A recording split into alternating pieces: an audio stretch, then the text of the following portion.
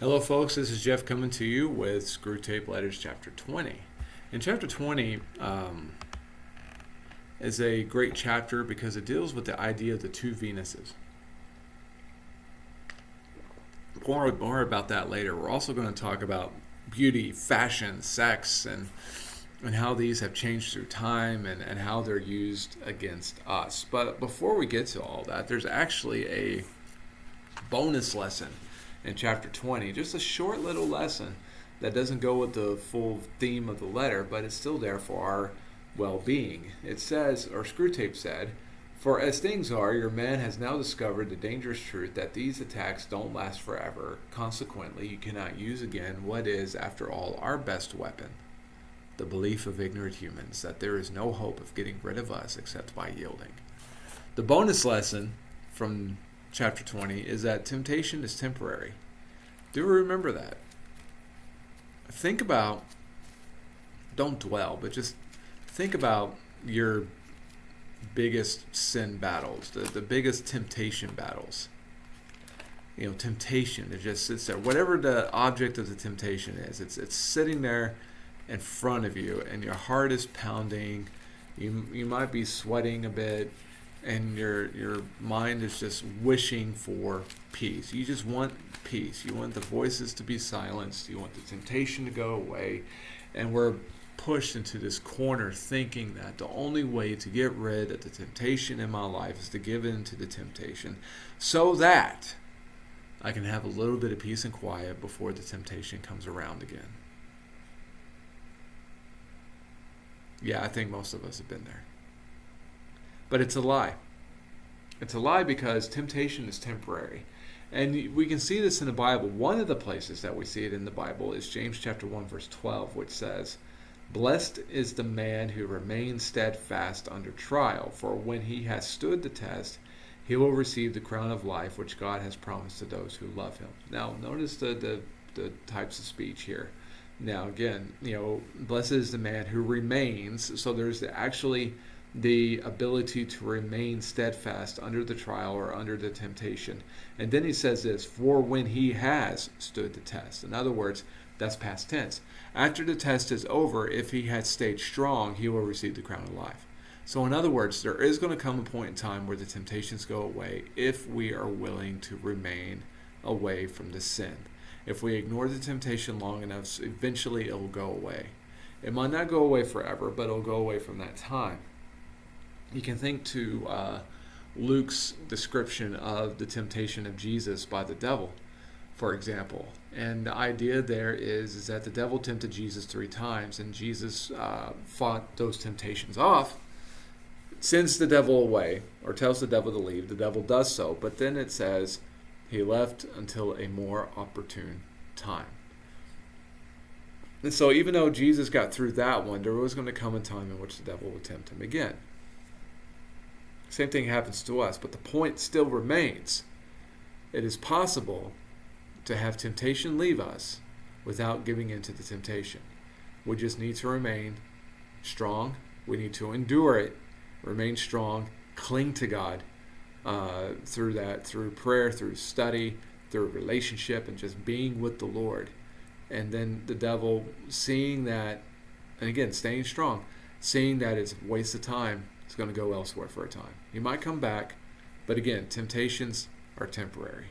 Okay, now let's talk about what we're here to talk about, and that is the two Venuses and also the ideas of fashion, sex, body image. All of this is encompassed in chapter 20. And Screwtape will say this. It says, "It is the business of the great masters to produce in every age a general misdirection of what may be called sexual taste. This they do by working through the small circle of popular artists, dressmakers, actresses, and advertisers who determine the fashionable type." He'll go on to say, "Thus we have now for many centuries triumphed over nature to the extent of making certain secondary characteristics of the male, such as the beard, disagreeable to nearly all the females, and there is more in that than you might suppose." You ever think about that? We live through this life, and there's things that we're allowed to wear and there's things we're not allowed to wear, because if we wear it, it goes against fashion taste or fashionable taste. Who makes the rules? Do you? Do I?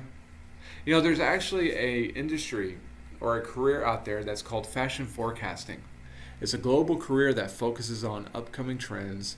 A fashion forecaster predicts the colors, fabrics, textures, materials, prints, graphics, beauty, grooming, accessories, footwear, street style, and other styles that will be presented on the runway and in stores for the upcoming seasons. And actually, people have dedicated themselves to the role of being the fashion forecaster to decide what the rules are going to be. That's one side of it. Another side of it is that people like to wear what they see on television. They like to wear what they see their favorite celebrity wearing. If they are a sports fan, they like to wear their team's logo or to wear their team's jersey. If there's some other sort of sports fan, they like to wear baseball stuff for their baseball team, football stuff for their football team, hockey for hockey, and on down the line. In other words, they use these to gauge what's going to be in. People look at what people wear to work, the business attire, and they dictate that as what's appropriate. I've said this to my congregation. Does me wearing a suit and tie actually make me holier than thou art?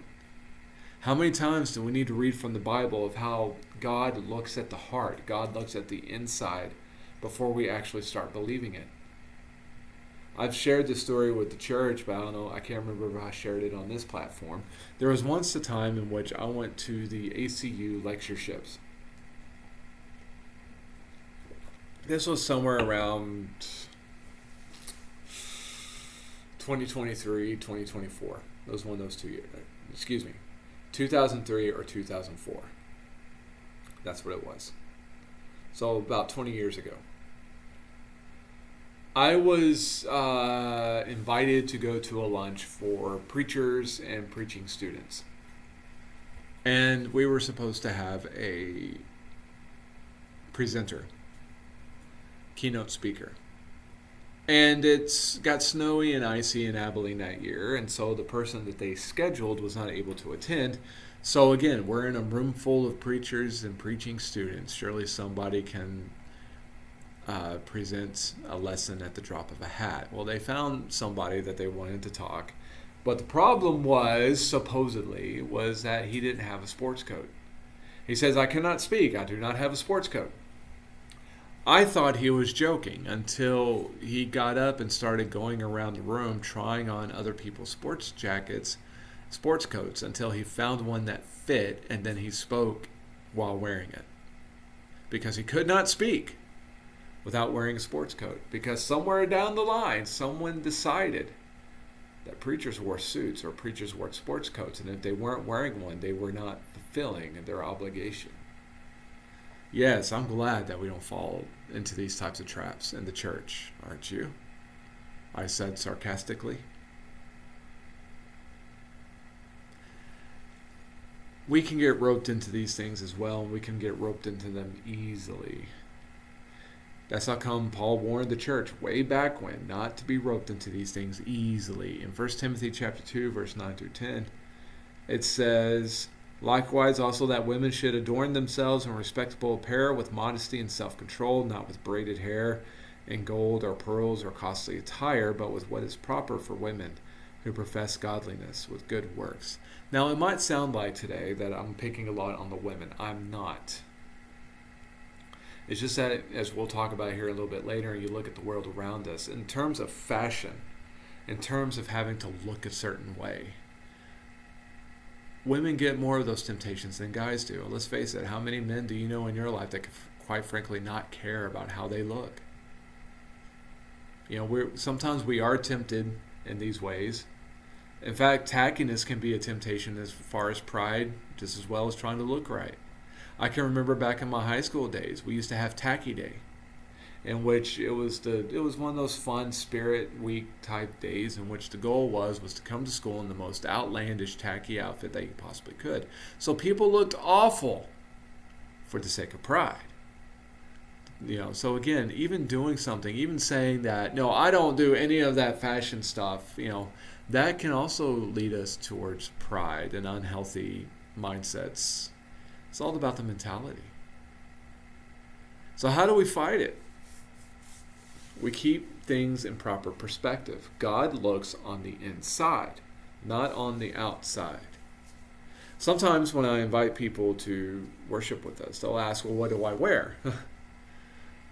Which it kind of makes me sad. They get invited somewhere, that's the first thing that pops into their head.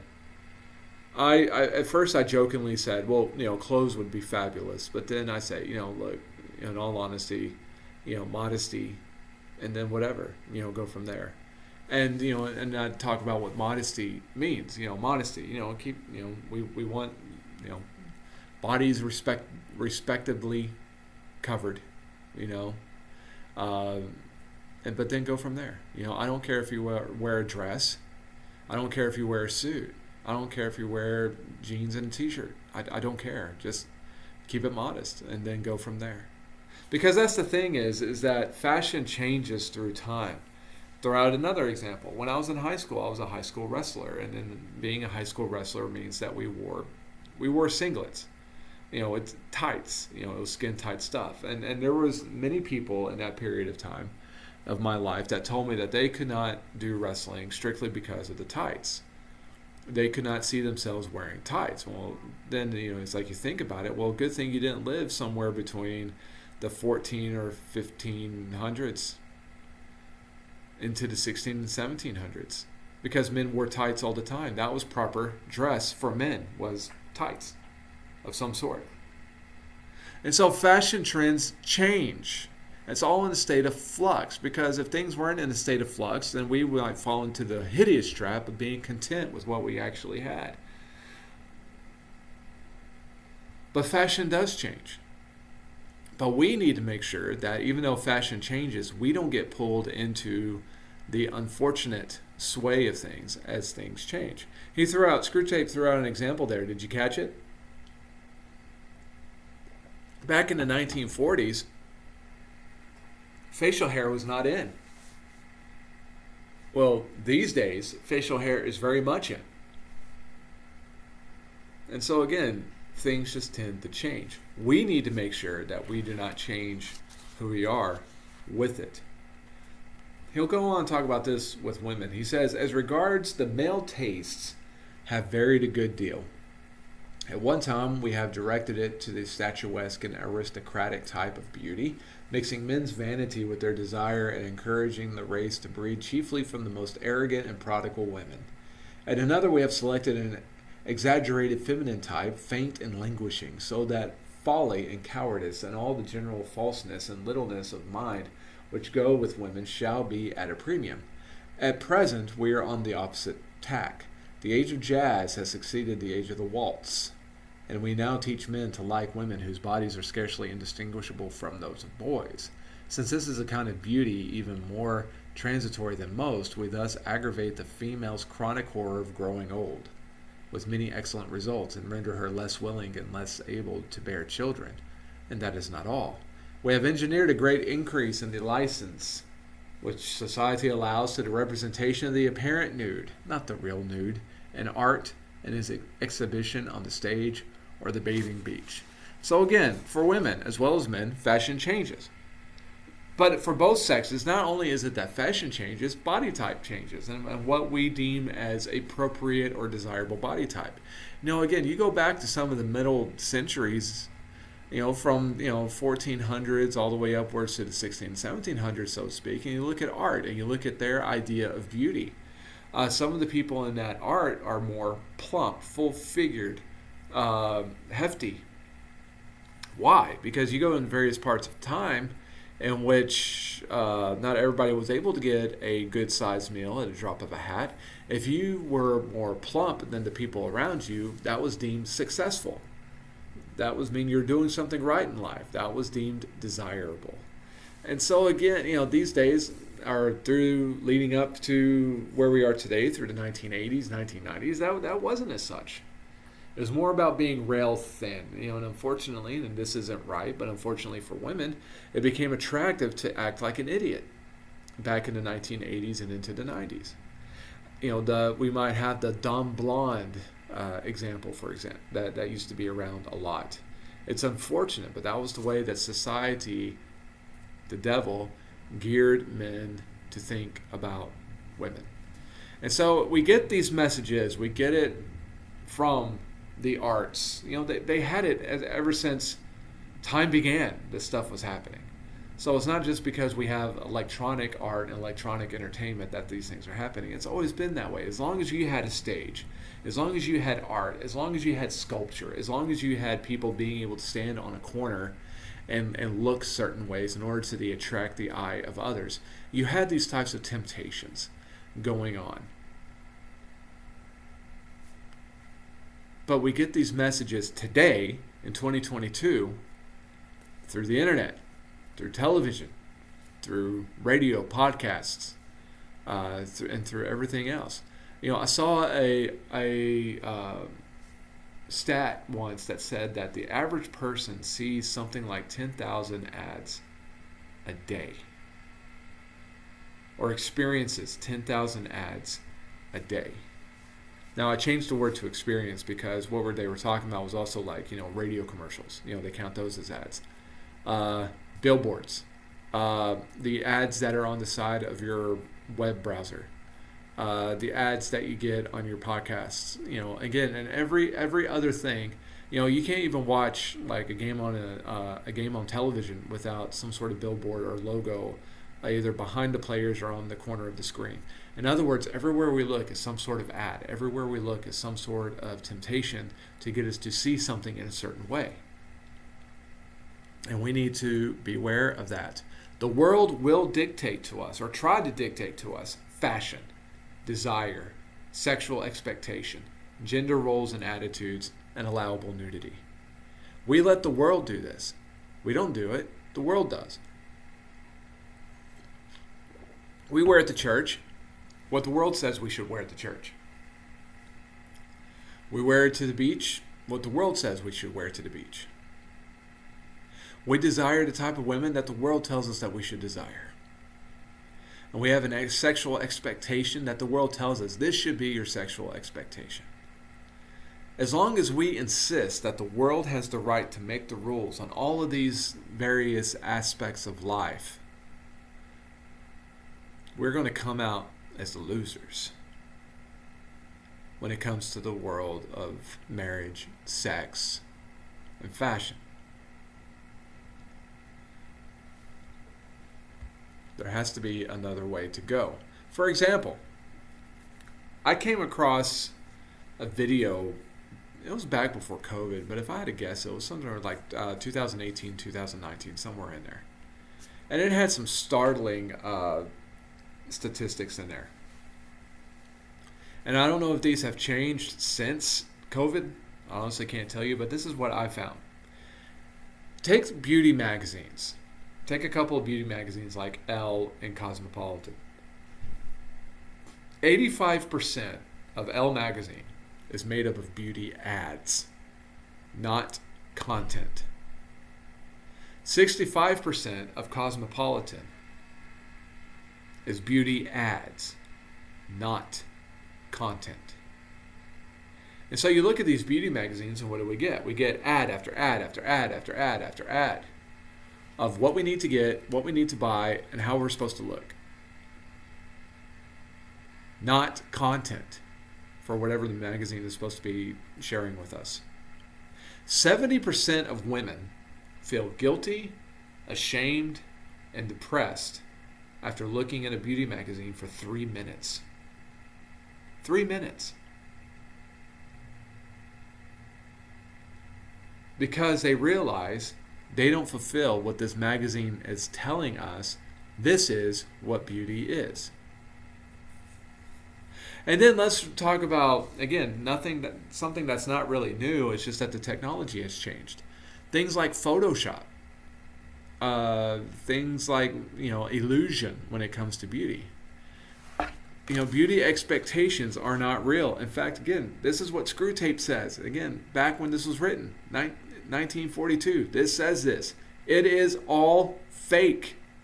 Of course, the figures in the popular art are falsely drawn. The real women in bathing suits are tights are actually pinched in and propped up to make them appear firmer and more slender and more boyish than nature allows a full-grown woman to be. Yet at the same time, the modern world is taught to believe that it is being frank and healthy and getting back to nature. As a result, we are more and more directing the desire of men to something which does not exist, making the role of the eye and sexuality more and more important, at the same time making its demands more and more impossible. What follows you can easily forecast. Beauty expectations are not real. Back in the day, before technology got to the place where it was, people would go to art in order to find expectations for beauty. Guess what? Somebody making a painting, somebody making a sculpture can make it look and fit the dimensions of anything that the artist's imagination will allow.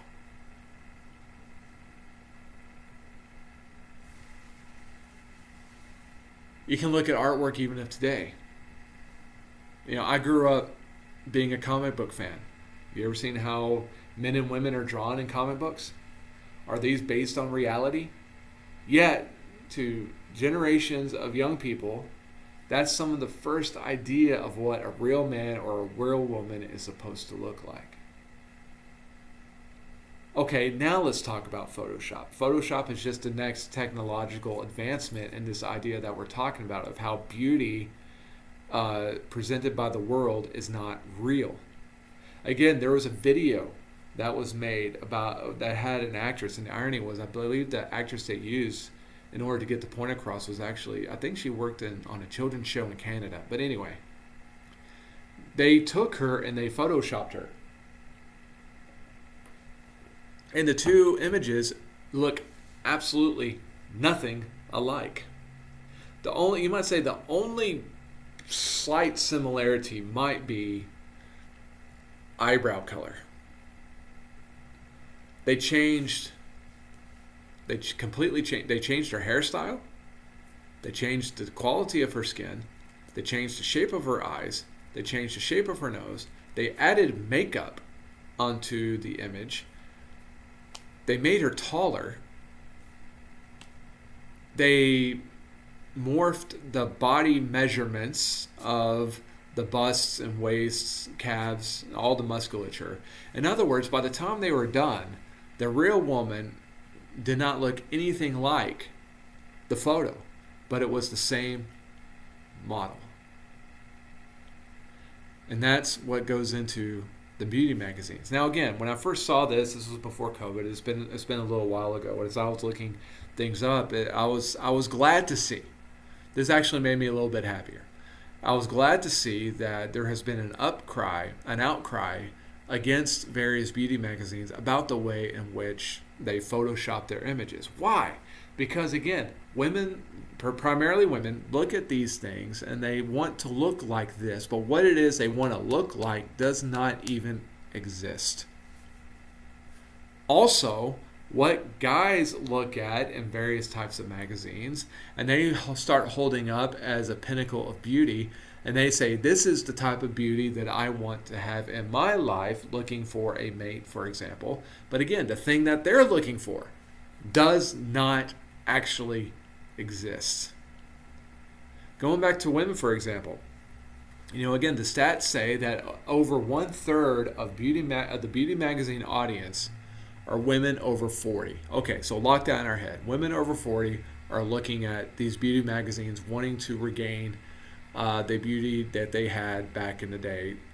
But the truth is that women are always beautiful. Okay. Now, the average age of the model inside of the magazine that these women over 40 are looking at, wanting to be like again, is 21. And it doesn't matter how well we take care of ourselves. A woman I shouldn't say a woman, any of us, men and women, when we're in our 40s, we're not going to look like we did back when we were 20. The vast majority of us. Every now and then, there's somebody that got really, really good genes that's able to maintain it. But the vast majority of us, that's not the way it works. But on top of that, these women, these models in these magazines, they weigh 25% less than average and are 7 inches taller than average. And also, many of these women fall into the anorexic range. So again, we tend to look at something, A, that doesn't exist because of Photoshop and the falsifying of images. But B, it's something that we can't achieve anymore because we're an average person. And the people who populate these magazines, they're way younger than we are. They're 25% less in weight than an average person, let alone whatever weight I might be carrying around. They're also above average height and a below average weight. It's not realistic on one side, and on the other side, it is dangerous for the people who are in the industry. I have a daughter who's 5'11". You say, wow, how'd that happen? That happened because I'm 6'3". But I remember growing up, people would always, and I knew they meant well. I don't doubt that. People mean well when they say some things. But they would say, oh, you should get her in modeling. It's like, why? Why would I do that? After story after story after story after story after story of men and women who go into the modeling industry and they're used and abused in a variety of ways, from drugs to sex to eating disorders to depressions to all of this, and then when they hit the age of their upper 30, of their upper 20s going into 30, they're cast out because they're too old. You would want me to subject my daughter to that?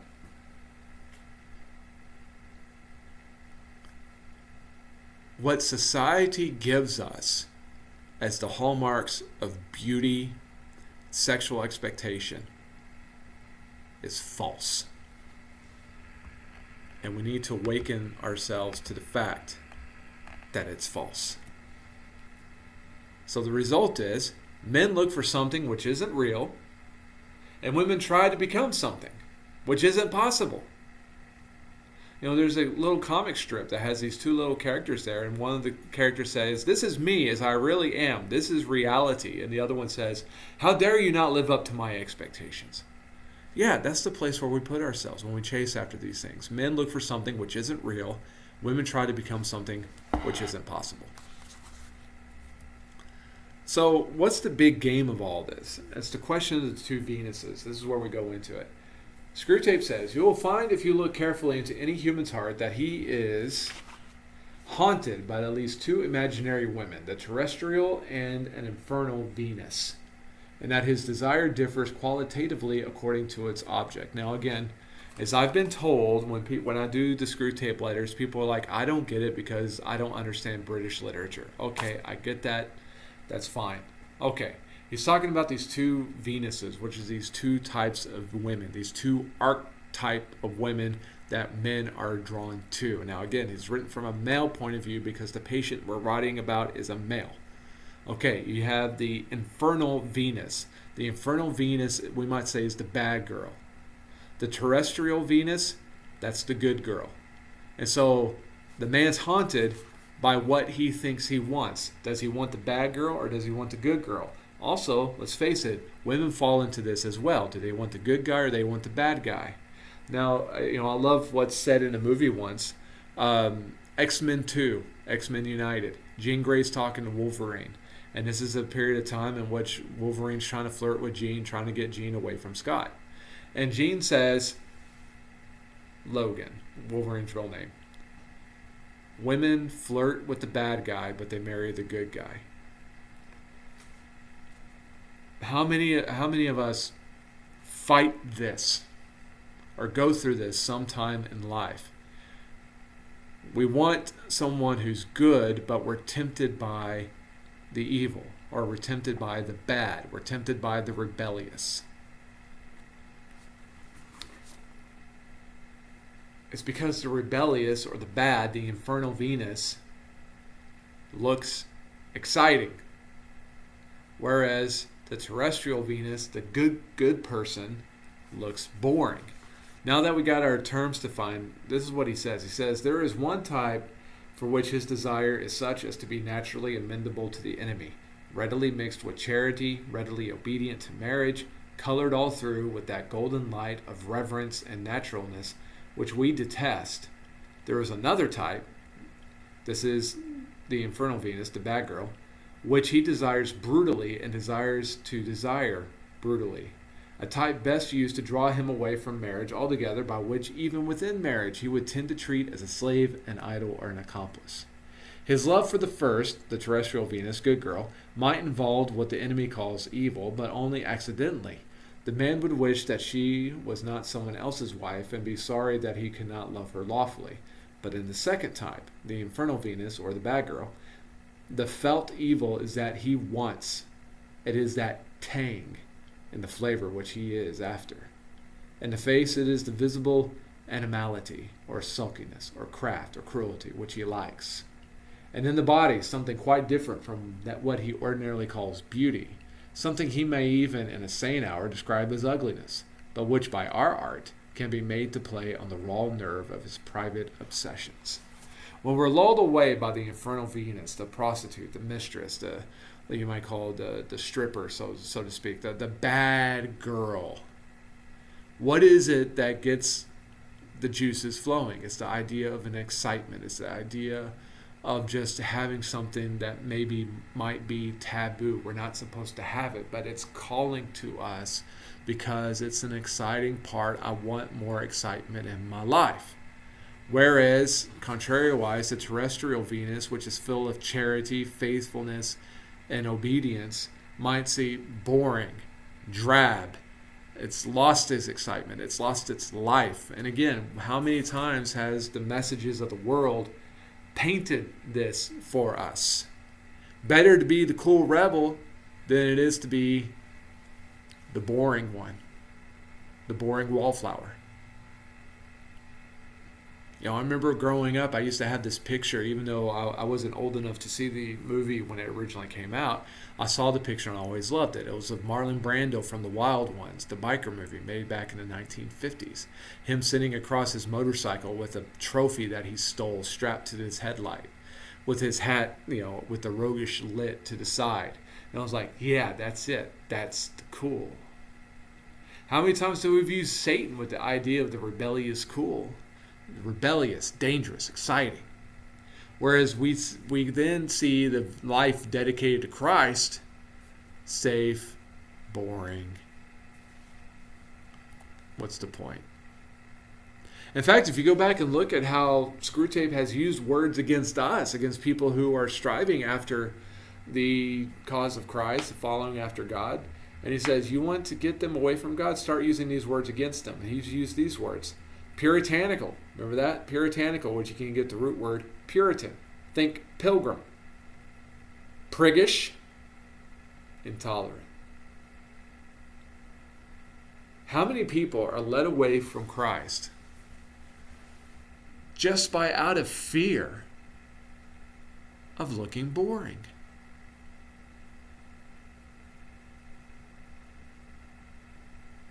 Way too many. Two women are described in the book of Proverbs, in the beginning part of the book of Proverbs.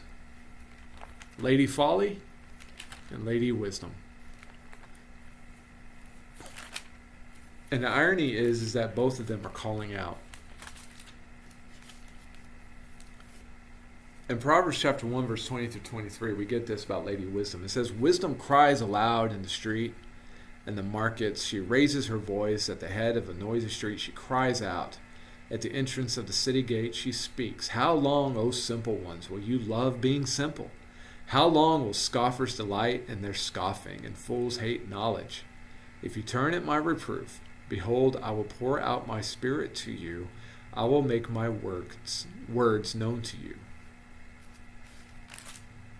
But Lady Folly says this, Proverbs chapter 2, verse 16 through 19. It says, so you will be delivered from the forbidden woman, from the adulteress with her smooth words, who forsakes the companion of her youth, and forgets the covenant of her God. For her house sinks down to death, and her paths to the departed.